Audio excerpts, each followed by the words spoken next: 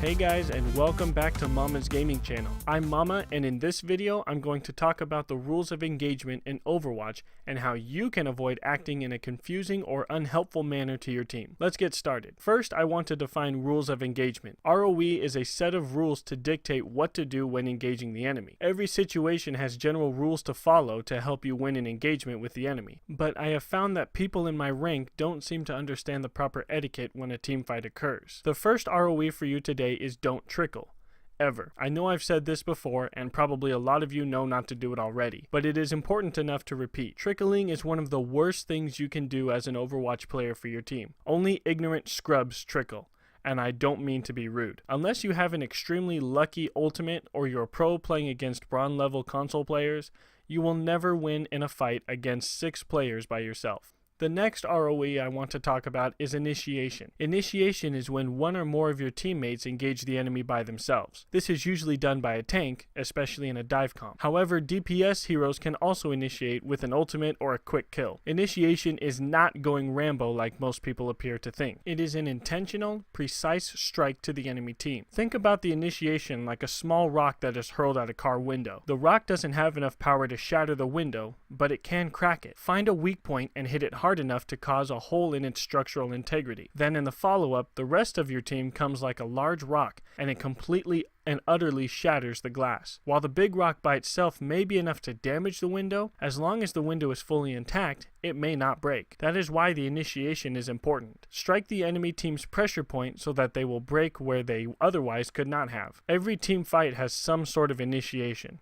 though not every initiation looks the same. In a dive comp, the idea is to take a tank, Winston is best in the current meta, but D.Va and Reinhardt can also do this, and dive the weak point or the biggest threat depending on the team composition. With Winston, generally you want to dive the support, though this is not always the case. Sometimes you have to dive a sniper on the high ground or pin the enemy Reinhardt. Either way, that action is crucial and must be immediately followed up by the rest of your team. The generic dive comp looks like this. Everyone comes to the choke and looks for the support. Once the support is found, Winston jumps in and lands on the support with a bubble shield. Zarya bubbles the Winston while he's jumping in and charges straight into the enemy team. Lucio speed boosts to quickly move his team into the fight and the rest of the team focus down enemies. While not every dive comp follows this exact example, the idea is still the same. Find the weakness, crack the team, shatter the enemy. Getting back to the initiation, I noticed that people don't quite understand the significance of the initiation and follow-up. I've had Winstons and Rhines charge in when the rest of the team are respawning or poking at the enemy and not paying attention. No one will be around them, but they charge in anyway. Here's the problem. No tank can initiate without their team behind them and a good support pocketing them. As large an HP pool you have, there is no way you can survive a 6-man fight by yourself. This is why it is important to group up and coordinate. Come together as a full team and engage the enemy together. Quick side note, a lot of times I will notice when a team is waiting to group up, they will have a flanker like Reaper or Tracer come and poke at them. For whatever reason, a 5-man team waiting for the 6th person will scatter because a Reaper showed up. Doesn't make sense to me, but it happens. Don't run from flankers. You got them outnumbered, so punish them for having the gall to come and poke at you. If they try to run away, let them. Remember, you're not trying to initiate, but to group up. So don't start a fight because you want the flanker killed. Just get them off you while you wait. So the initiator has a large responsibility of attacking the right person on the enemy team. But even when this is done properly, I find that the follow-up is either executed poorly or non-existent. Here's an important ROE. If one person engages, your team engages.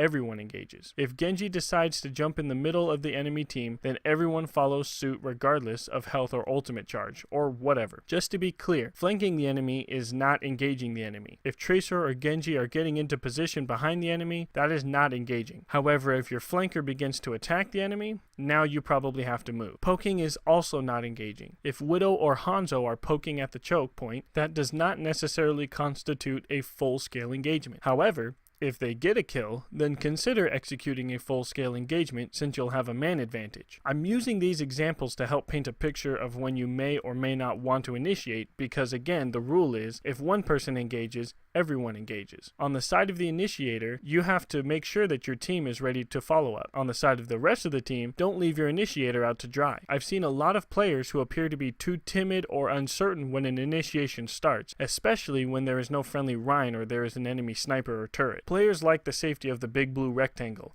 when marching headlong into the enemy. So when they don't have it, they feel the need to team wipe before passing the choke point. This is generally a bad idea unless you can successfully pull it off. Most of the time, especially on defense, a team can survive with a 1 or 2 man disadvantage. For example, your team kills Roadhog and Widow in a poke battle. Now you're thinking you have an advantage and come in as a team, but you were unaware that there was a Mei ready to split your team in half with her ice wall, and Reaper and Genji tear you guys to pieces. This is why it is important not just to eliminate enemy players, but major threats to your team. Another ROE I want to talk about is knowing when a fight is lost. I'm still working on this part myself, so I may not get this 100% right, but here's been my experience. The general rule of thumb is when you are attacking, if you lose a person in the beginning of the team fight, then you back up and regroup. I've watched pros and high-ranked players do this, but I've never seen this in Platinum rank. The main reason I think I don't see this is because people don't communicate. The other reason is that people are unaware of their kill feed. The kill feed can help you gauge whether or not a team fight has been lost. If you have lost all of your supports, more than likely you have lost. If you lose 2 teammates and the enemy only loses 1, then you've probably lost the fight. There are a few instances where trading 1 for 2 may not result in a loss. One is if your supports are still alive. Another is your team is comprised of self-reliant heroes who can prolong their uptime by healing themselves and killing quickly. Heroes like Roadhog, Tracer, Soldier, Mei, and Reaper can sustain themselves for a while, so not killing the enemy quicker may not result in a total loss. I've been in fights where my team will eat 3 ultimates and lose 2 teammates with no casualties on the enemy side and still win the team fight. Hopefully I will make another video talking more about team fights later, so for now we'll just leave it at that. Another way you can determine whether you've lost the fight is in assault matches. This isn't so much an issue I see anymore, but I think it bears discussing anyways. If your team is defending and you lose a team fight on the first objective, don't trickle back to try and salvage the point. While on rare occasion I have seen a team take the first objective back, it is better to regroup at the second objective and wait for your enemy than potentially risk an incomplete defending team at the most crucial objective. Another ROE I want to talk about is engaging your counters. Buddy and I made a video that very briefly discussed how counters should be dealt with, but I'm going to go a little deeper. To be clear, using a counter does not guarantee a win. Watch Team Envious sometime. They have a player that headshot Genjis with Widowmaker at point blank range while the Genji is jumping around. On paper, Genji should win in a fight against Widow, but probably all of you have encountered times where you should have won but got outplayed. All a counter does is give you an advantage in a fight, not a guaranteed victory. Bastions can still kill Genjis. Pharahs can kill Widows. Winstons can still kill Reapers and Roadhogs. That being said, this does not mean that you should engage your counter. Even pros tend to stay away from counters and high threats to their character. Just because your counter is on the enemy team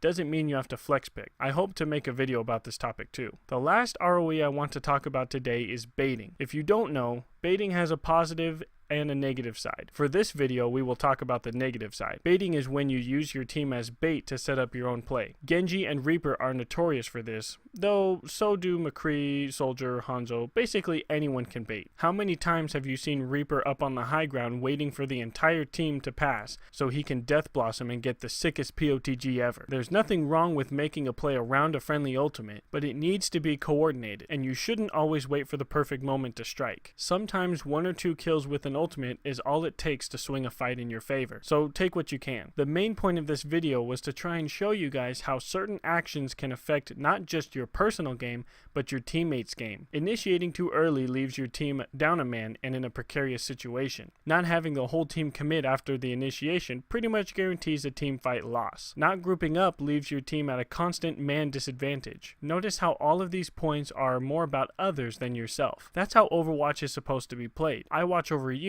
you watch over me. Sometimes you have to watch over someone who will not watch over you. Either way, the key to winning matches is teamwork. The more teamwork in a team, the greater chances that team has of winning. I hope you liked the video. If you did, then please leave a like. If you want to see more content from me, then subscribe to my channel. If you want to check out more about this channel, I'll leave a link in the description so you can go to my Patreon page where you can see why this channel exists. If you have friends who would like this channel's content or could learn something from it, then please tell them about me. As always, thanks for watching my videos, and I will see you later in MGC.